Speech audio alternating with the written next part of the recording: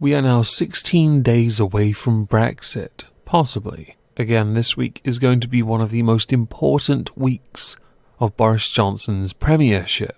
Should he muck this up, the clock will more than likely go back to about 90 days, which I don't want.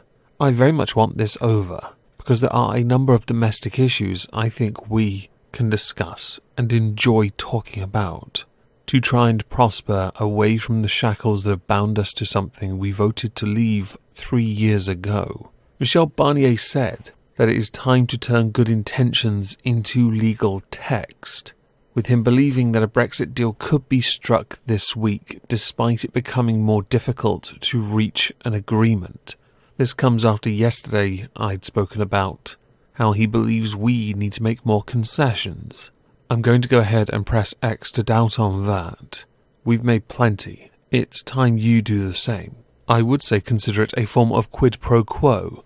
Instead, I'm going to say, how about you stop thinking yourselves better than everyone else and start negotiating with us?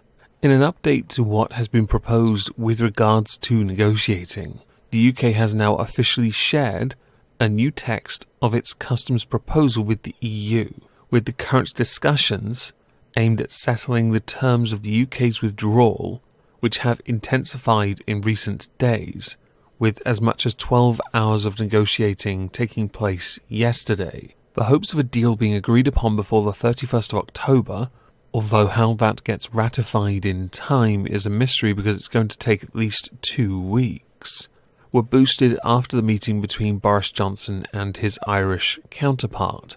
This took place last week.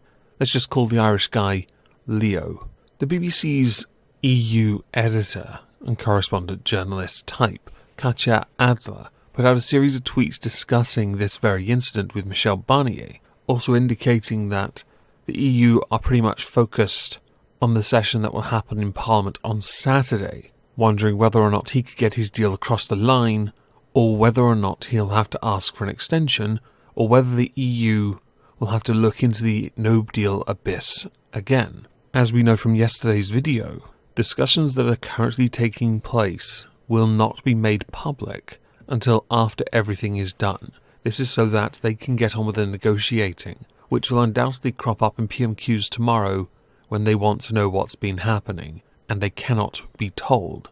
The UK's Brexit Secretary Stephen Barclay has said that both sides need to be given the space to work through their detailed discussions, and that a deal was still possible, basically aligning himself with Michel Barnier.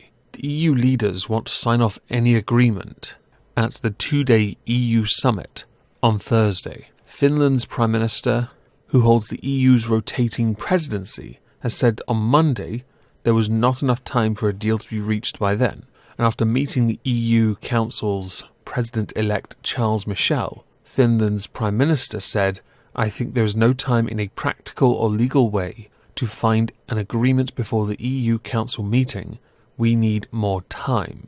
Perhaps they know something we don't.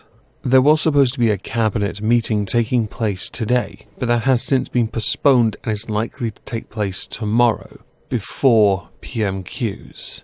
The Benn Act, as many of you know, the Surrender Bill, was passed by MPs that are opposed to no deal, or basically all of the MPs that want to remain, who don't want a job when the next general election comes by. It says that he must ask for an extension to the Brexit deadline if MPs did not back a deal by then. As we know, Labour won't back a deal anyway because they're opposed to leaving, and the SNP won't back a deal because SNP want to stay in the EU. Only one of these two parties is betraying their respective constituencies, and it can be argued for the most part that is Labour.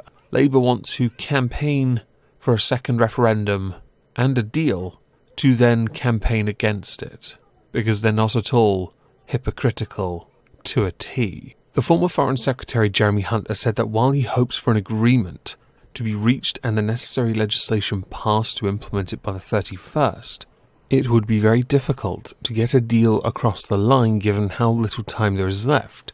In a stark contrast, Jacob Rees-Mogg, the leader of the House of Commons, has said that the legislation required to ratify any agreement would be relatively easy to pass if MPs agreed to a deal on Saturday, with him suggesting that the mood was changing because people are desperate to finish this, and that there are now the votes there for a deal. I kind of hope he's right, but at the same time, bring on no deal.